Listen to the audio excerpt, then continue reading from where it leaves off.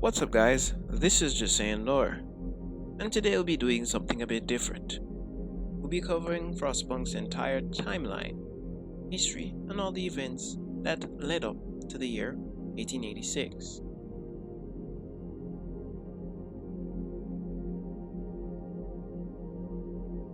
The Frostland is a very unique, amazing, and interesting place. It's where most of the game's lore and facts about the past can be found, and it's also the area in which scouts go out into to scavenge for resources and hunt wildlife, and carry it back to the city. But this wasn't always the case. Let's go back to the year 1300, where the Americas and Europe experienced severe winters. However, this event never really brought humanity's attention to the fact that things and times were changing, and a potential new ice age could start. However, humanity continued on living, gathering, developing, communicating, and exploring. By the year 1698, the steam engine was invented, allowing further industrialization to take place. A few years later,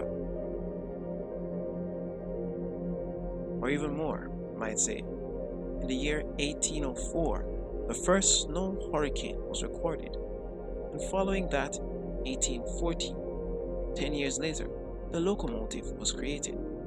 This single invention would then lead to the creation of the land dreadnought, massive machines that were used to carry vast amounts of resources across huge distances, along with ships, creating a logistical chain and a supply and development system. After that, in the year 1820, the difference engine was invented. This alone further added to the industrialization of humankind. After that, the telegraph was then developed and used. All of these inventions later combined together and allowed Étienne Lenoir in the year 1859 to create the internal combustion engine, also known as the steam core. And after this invention was a success and then captured by Tesla and used, electricity was then created. And by the year 1869, the radio and radio towers were created. All of these elements now allowed humanity to advance further than it had previously in our time, and as such, humanity had automatons, steam-powered vehicles with steam cores to enhance efficiency, along with other machinery and technology that are yet to be discovered within the Frostland, including a mysterious chemical that was used to power Victorian land dreadnoughts.